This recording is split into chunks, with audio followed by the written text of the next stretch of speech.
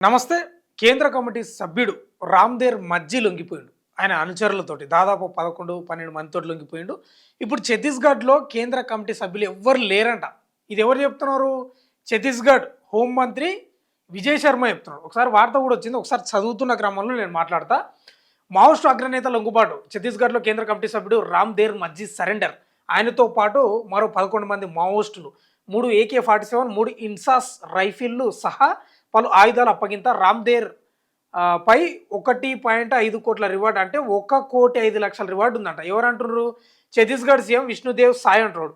మా రాష్ట్రం నుంచి మావోయిస్టు కేంద్ర కమిటీలో ఎవరు లేరు, డిప్యూటీ సీఎం విజయ్ శర్మ చెప్తున్నాడు.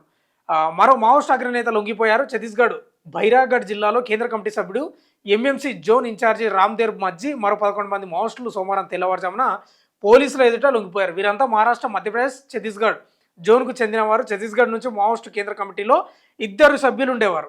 ఛత్తీస్గఢ్ నుంచి మావోయిస్టు కేంద్ర కమిటీ సభ్యులు 2 ఉండేవాళ్ళంట.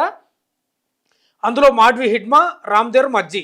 మాడ్వి హిడ్మా ఏపీ ఎన్కౌంటర్ అవ్వగా తాజాగా రామ్దేర్ మజ్జి లొంగిపోయారు. దీంతో ఛత్తీస్గఢ్ నుంచి మావోయిస్టు కేంద్ర కమిటీలో ఎవరూ లేరని డిప్యూటీ సీఎం విజయ్ శర్మ పేర్కొన్నారు.